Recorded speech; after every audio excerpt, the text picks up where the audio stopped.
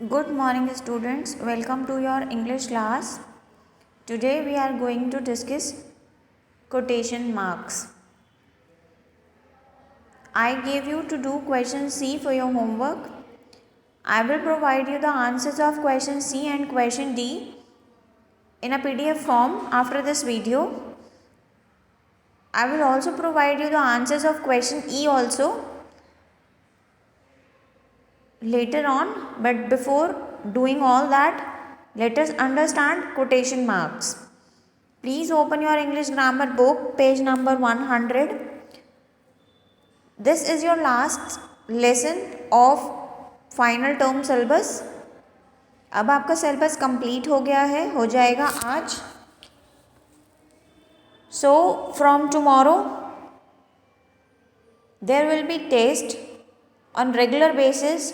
So be prepare for your test.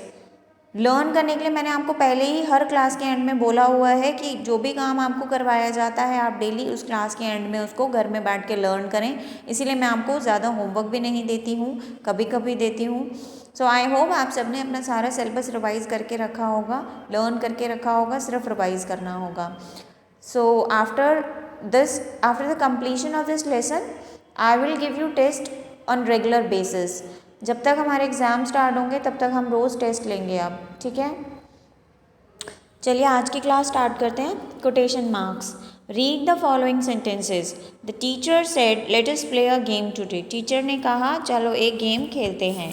The principal said to the students I am happy to see all of you. Principal ने कहा students से मैं तुम सबको देखकर बहुत खुश हूँ. The teacher is coming. Everybody set down quietly said the class monitor. Class के मॉनिटर ने कहा टीचर आ रही हैं, इसलिए सब चुप करके बैठो. डिड यू नोटिस, क्या आपने ध्यान दिया, the pair of raised commas used at the beginning and at the end of the actual words of the speaker. कि जो रेज्ड कॉमा था जिसका कल मैंने आपको नाम बताया था, क्या बताया था, एपोस्ट्रॉफी. नहीं, ये एपोस्ट्रॉफी नहीं है, ये कोटेशन मार्क्स हैं, ठीक है. इसका मैंने आपको कल नाम नहीं बताया था. ये डबल कॉमाज हैं, इन्हें हम कोटेशन मार्क बोलते हैं. तो जो रेज्ड कॉमाज हैं वो सिर्फ उतने ही सेंटेंस के आगे और पीछे लगे हैं जो बात किसी ने कही है, ठीक है. अगर वो बात किसी ने कही है और वो वर्ड टू वर्ड हम लिख रहे हैं, वर्ड बाय वर्ड हम लिख रहे हैं, जैसी उसने कही वैसी ही हम लिख रहे हैं, उसमें कोई भी मॉडिफिकेशन कोई भी चेंज नहीं कर रहे हैं, तब हमें वो वर्ड्स वो सेंटेंस कोटेशन मार्क के अंदर लिखना होता है. आई बात समझ.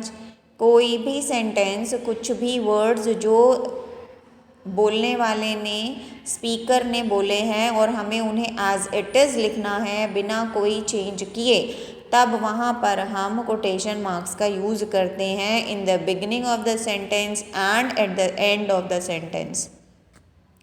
These punctuation marks are called quotation marks.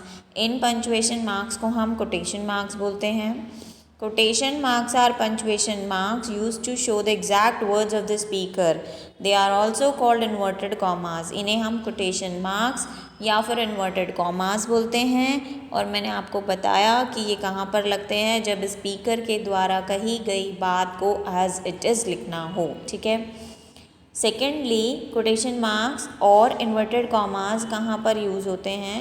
Quotation marks usually contain sentences spoken by someone. Open inverted commas are placed at the beginning of the sentence. Spoken and closed inverted commas are placed after the speech is completed.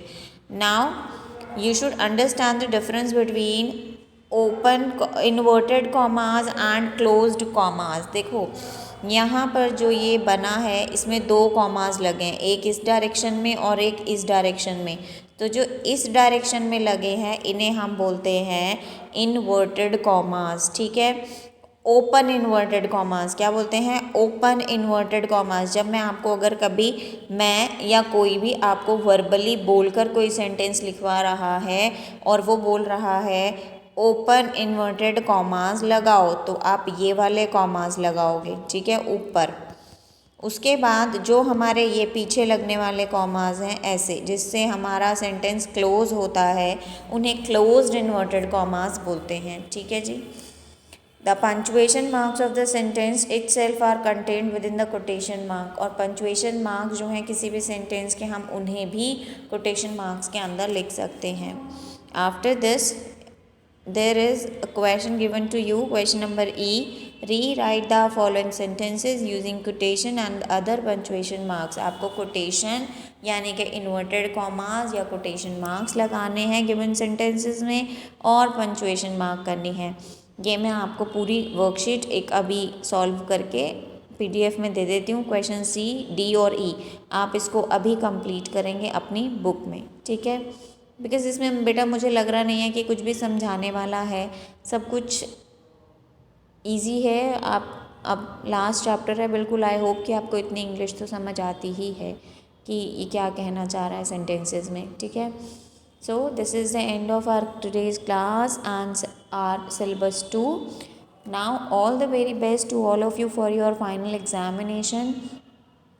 जिन भी बच्चों ने अभी तक कुछ भी पढ़ाई नहीं की है, I suggest them to revise the syllabus from your classroom app. Classroom app से आप अपना सारा सिलेबस देखकर रिवाइज कर सकते हैं। ठीक है, now it's time to pack up. Thank you, bye bye, take care.